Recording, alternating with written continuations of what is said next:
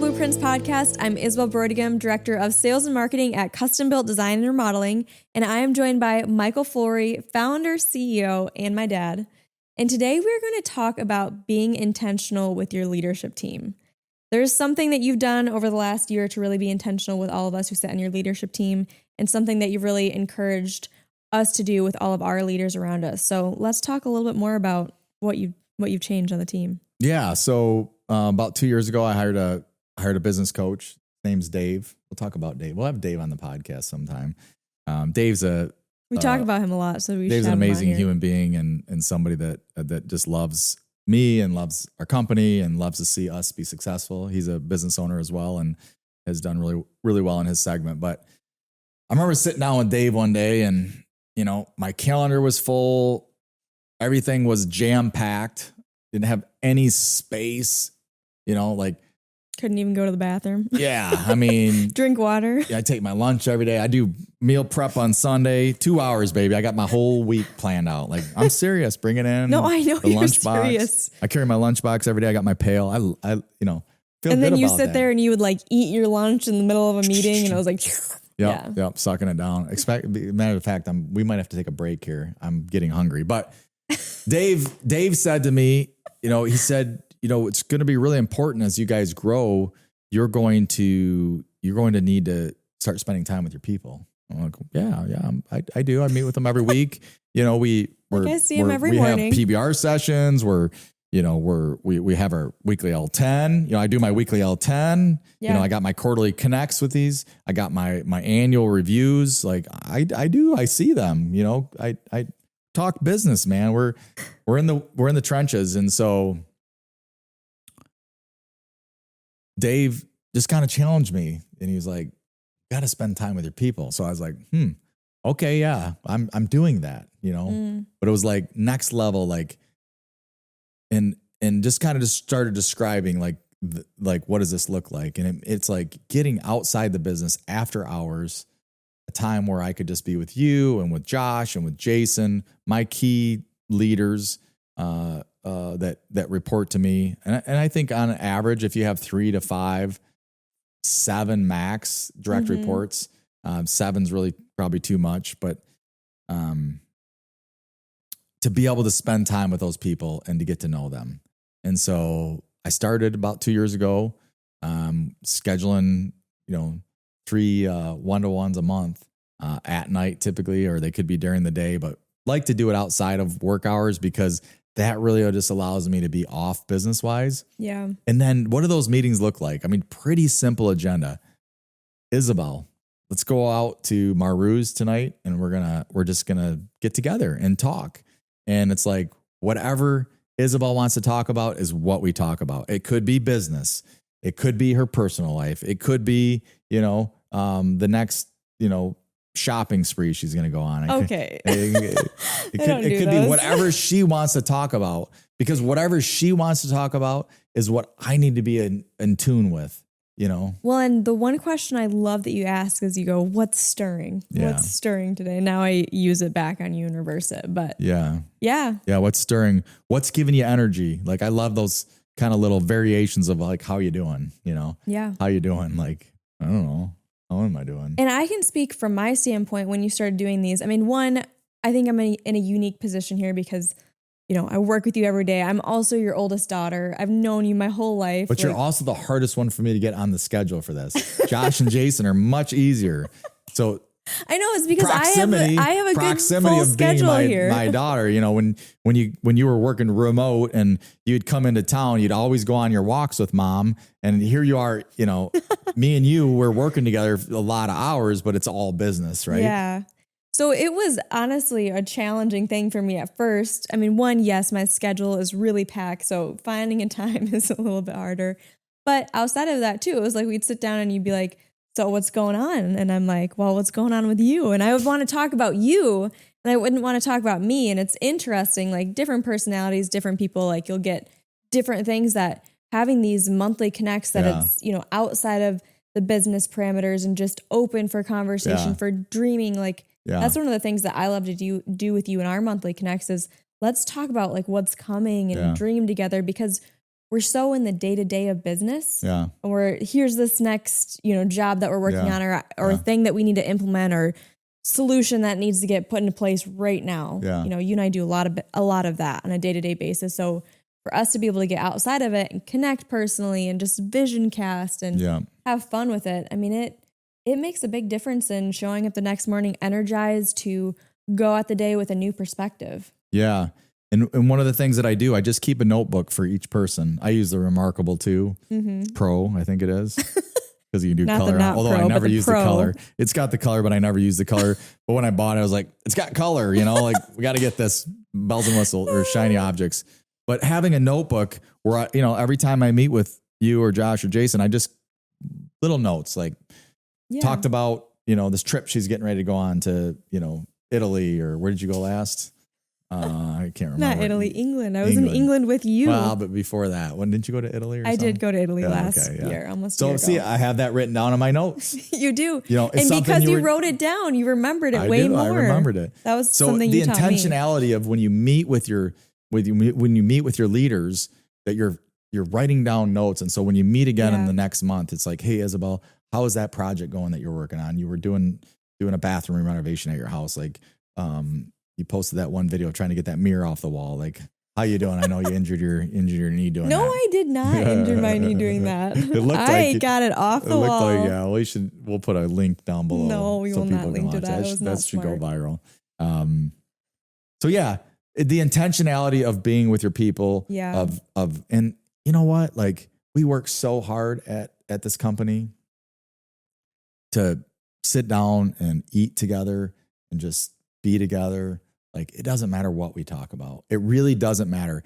If you're going to try to start doing this, trust me, it's going to be a little bit awkward up front. Like she said, she wanted to ask me questions and I'm here to ask her questions. Jason actually, one of the times we're sitting down, I remember it was the first or second, and you were asking me questions. I kind of was answering them and then I was pivoting it, talking. And then you maybe talked for like a little while and then you stopped and you're like, I'm not here. You're like, I'm not here to talk. Like, I'm here to listen to you talk. And I was like, well, I don't really have anything to say right now. So, well, and here's the thing is that, as a founding entrepreneur, as a person that's driven towards sales, as somebody that doesn't mind talking, it's pretty easy for me to fall into that pattern of, listen, like, here's what I'm thinking, and I'm a verbal processor, right? So like, just the habit of me kind of sitting and asking questions and learning. And here's one of the funny things, like, I've gotten pretty good at like meeting with clients and meeting them and asking them questions in those meetings. But what about my team? One of the things I realized as I started doing this is that I'm not so good at listening to the team. I'm good at telling the team what to do. I'm good at controlling things. I'm good at making sure everything goes well. But what if I just ask questions and I get to hear about my team and get to learn about what they thought was cool this last month, what they did in the business that was really impactful. So you really start to get insight. And now, I mean, just the cohesion of our leadership team that we have right now, it's exponential because of the miles that we've walked, and we've had these monthly connects. We call them monthly one-to-ones. Is that what we call them? Yeah. Kind of battled back and forth on that, but I know. Intentional connects, We've kept monthly one-to-ones for now. So I think if there's one thing you can do to really start to see your company, one thing that I would really highly suggest is just getting outside of the business with your people, talking about what's personal, professional going on. And if you're a smaller company and you're in the field, it's very easy. If you're in the truck and trailer, grab them from the job site, go and drive through the Jimmy John's while you're on the way to Jimmy John's, have them drive, you take notes, ask them questions, get them at Jimmy John's, get back out to the job site. It doesn't have to be like formal, go out to Marrou's, but with where we're at as a company, like for me, that's just kind of where I'm at with my leaders, And I would say if you're in the seat of you're one of the higher level leaders in a company, like you can be the one to charge forward with this and start to do this with your leaders and, see what effect it has on your team. Well, it's going to have an effect. You're going to get to learn more about your people. You're going to build inroads that you didn't have before.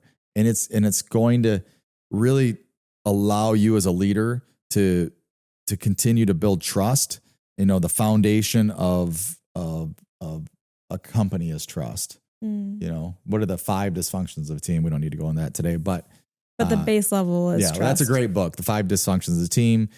We'll have put a link down below here for you to Patrick Lencioni. Shout out to him. Yeah, he's an amazing dude. And I think one thing to add with the monthly one-to-ones and why it's so important to create space is that you do get to see some of that dysfunction in your team come out when you're just in a one-to-one connect, and you get to hear about, you know, what's going on in their personal life, you know, what struggles are they having, or what wins, you know, and successes they're having. And it allows you to connect with them personally on a much deeper level. And for us, like, we want to be the best place to work. Yeah, we are. We are.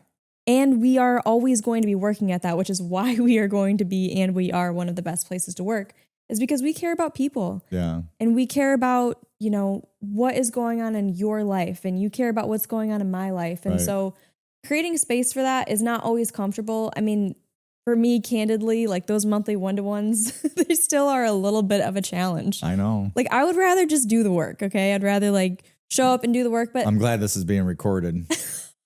because you have it on. We'll have Matthew just do a little snippet of you saying that, and then we'll have you listen to it at night and repeat over and over No, that again. sounds like my kind of like torture.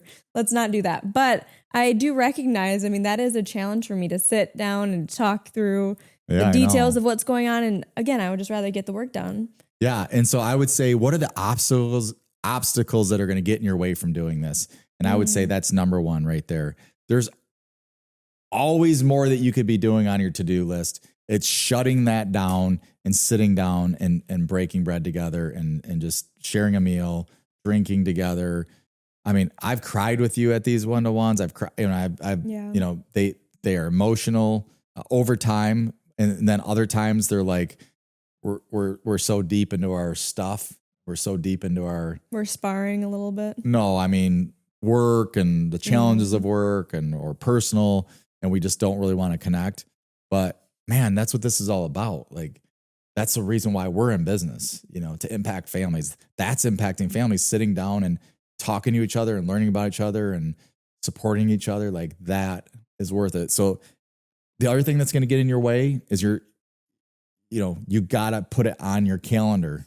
You can't say, we're going to start doing these one-to-ones and not schedule it. Like, you actually got to schedule it. And then you got to follow through and show up to the scheduled appointment. Can't cancel it when client meeting comes up. And when, or a job falls off we got a big issue. We got this, we got that. I got something coming up at home. No, you got to show up to your one-to-ones. Yeah. You just got to be there. And it doesn't mean you can't pivot. I mean, I remember we had a large project this last year that we were working on and finishing up, and both you and I were all hands on deck one weekend. And I think we actually had our monthly one-to-one scheduled over that time. And like we ended up doing one of those trailer talks where we were out of the truck and we just took a few minutes out from the job site. We were in there cleaning, organizing, doing all the stuff. Right. Like, I mean, reality of business, like sometimes you got to roll up your sleeves and get back in it. And so we pivoted on that, but we still made that happen.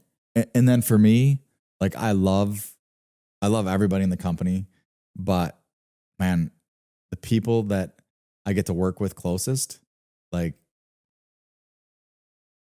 to really feel like, man, I love working with you. I love working with Josh and I love working with Jason. Like, this is not a job.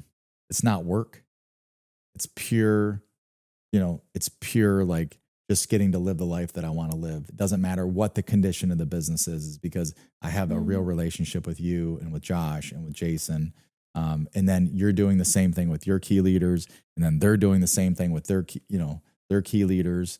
That's the next level that we have to get to. Yeah.